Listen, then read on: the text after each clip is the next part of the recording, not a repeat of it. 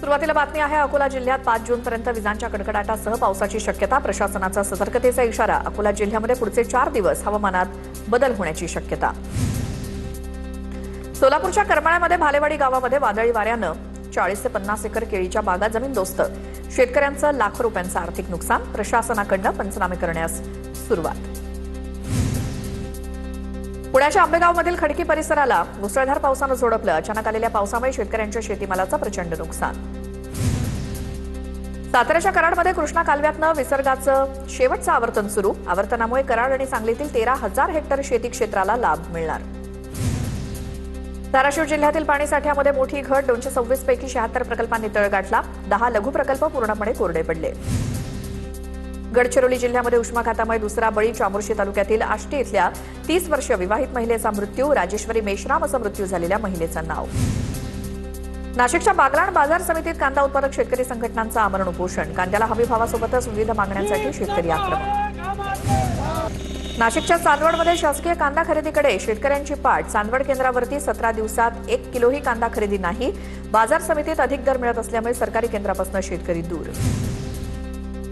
जळगावच्या 40 गाव मार्केटमध्ये कांद्याच्या दरात 400 ते 500 रुपयांची वाढ. कांद्याची आवक घटल्यामुळे दरात वाढ. शेतकऱ्यांकडून आणखी दराची अपेक्षा. नागपूर जिल्ह्यात कापूस आणि सोयाबीन बियाण्यांच्या दरामध्ये वाढ. बीटी कपाशीचं बियाणं प्रति बॅग 38 ते 40 रुपयांनी महागलं. गोंदिया जिल्ह्यातील 46,993 शेतकऱ्यांना 290 कोटींची कर्जमाफी मिळण्याची शक्यता. तर 40,000 शेतकरी प्रोत्साहन अनुदानास पात्र होण्याचा अंदाज.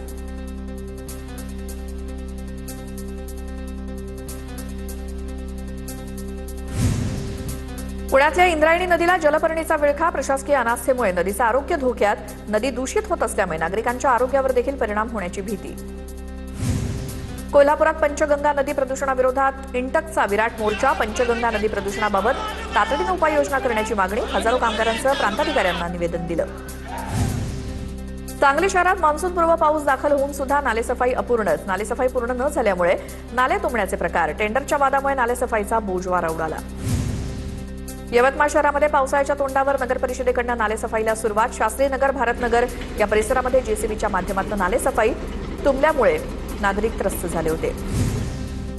यवतमाळ नगर परिषदेतील नगरसेवक कक्षाची दयनीय अवस्था. नगरसेवकांच्या पाहणी दरम्यान धक्कादायक वास्तव समोर. नगरसेवकांकडून स्वतः झाडू मारत सभागृहाची स्वच्छता. अहिल्यानगरच्या हरेगावात जलजीवन योजनेमध्ये कोट्यवधींचा घोटाळा झाल्याचा संशय. हरेगावात माहितीच्या अधिकारातनं धक्कादायक खुलासा. दोषींवरती कारवाई करण्याची मागणी. कांदळवन नष्ट करून तयार केला अनधिकृत रस्ता. वेंगुर्ले तालुक्यातील वायंगडी बागायतवाडीतील प्रकार. समुद्रकिनारी परप्रांतीयांनी जमीन खरेदी करून मातीचा भराव टाकून रस्ता तयार केला होता.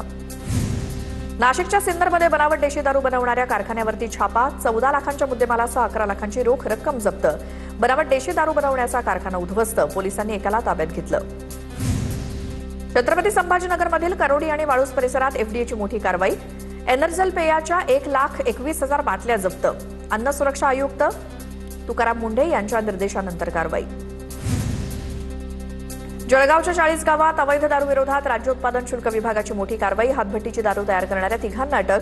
कारवाईमध्ये 1,825 लिटर रसायन आणि 50 लिटर गावठी दारू जप्त. बीडच्या माजलगाव शहरातील 3 नामांकित स्वीटमार्टवरती एफडीएची कारवाई. रसायनांचा वापर करून पेढे तयार केले जात असल्याची तक्रार. एफडीएनं पेढे आणि खाद्यतेलाचे नमुने ताब्यात घेतले.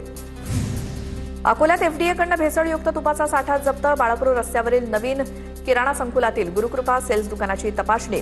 भेसळीचा संशय असल्यामुळे सुमारे 140 लिटर तूप जप्त. पुण्याच्या दौंड तालुक्यातील काही गुऱ्हाळांवरती एफडीएची कारवाई. गुळामध्ये साखर मिक्स केल्याचं समोर.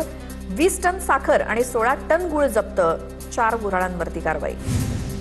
चंद्रपुरात अन्न आणि औषध प्रशासनाचा बेकरीच्या फॅक्टरीवर छापा. ड्रायफ्रूट चेरी टोस्ट आणि मैद्याचा 3,66,240 रुपयांचा मुद्देमाल जप्त. उत्पादनांवरती आवश्यक लेबल नाही आणि दर्जात सुद्धा त्रुटी आढळल्या.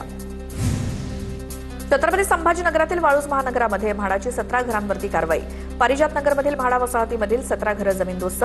पोलीस बंदोबस्तात बुलडोझरद्वारे कारवाई करण्यात आली. भंडाऱ्याची डॉक्टर नमिरा सिद्दीकी नीट एमडीएस परीक्षेमध्ये देशात अव्वल. नागपूरच्या स्वर्गीय काळमेघ दंत महाविद्यालयातनं बीडीएस केलं. देशभरातील 31,000 विद्यार्थ्यांमधून सर्वाधिक 802 गुण प्राप्त करत प्रथम क्रमांक पटकावला. कोल्हापूर परिक्षेत्राचे विशेष पोलीस महानिरीक्षक रंजन कुमार शर्मा यांनी पंढरपूर दौरा केला. शर्मा यांनी विठ्ठल मंदिरासोबतच वारकऱ्यांच्या सुरक्षेचा आढावा घेतला. आषाढी एकादशीच्या पार्श्वभूमीवर दौऱ्याचं नियोजन केलं होतं. शिवराज्याभिषेक सोहळ्याच्या पार्श्वभूमीवर रायगडावरील गंगासागर तलावाची स्थानिकांकडून स्वच्छता. तलावाच्या स्वच्छतेसाठी 150 जणांकडून श्रमदान.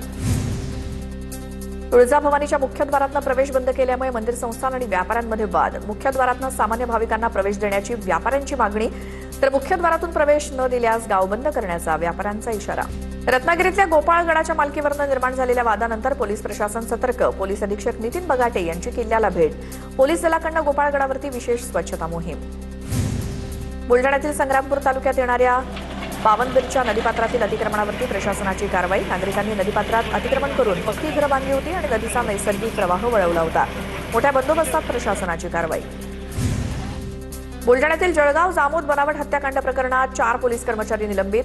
राजुरा शेतशिवारातील शीरविरहित मृतदेह तपासातील गंभीर त्रुटी, तर घाईघाईनं काढलेल्या निष्कर्षाच्या तपासातील त्रुटी भोवल्या.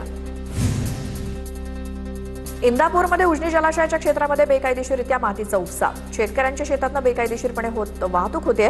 शासनाचा कोट्यवधींचा महसूल बुडवला जात असल्याचं समोर. माती उपशावरती कार्यकारी अभियंता ॲक्शन मोड. आदिवासी महिलांच्या अशिक्षितपणाचा फायदा घेत सोनारानं फसवणूक केली. नांदेडच्या किनवट तालुक्यात हा प्रकार घडला. आदिवासी डॉक्टर महिलेनं हा प्रकार समोर आणला. फसवणूक करणाऱ्या सोनारावरती गुन्हा दाखल झालाय. अहिल्यानगरच्या कोपर गावात समृद्धी महामार्गावर धुमाकूळ घालणारी दरोडेखोरांची टोळी जेरबंद. अहिल्यानगर एलसीबीकडनं अवघ्या 4 दिवसात टोळीचा पर्दाफाश. भंडारा जिल्ह्यात भटक्या कुत्र्यांचा धुमाकूळ. 4 महिन्यात 2682 जणांना चावा. नागरिकांमध्ये भीतीचं वातावरण. उपाययोजना असून सुद्धा भटक्या कुत्र्यांची संख्या वाढली.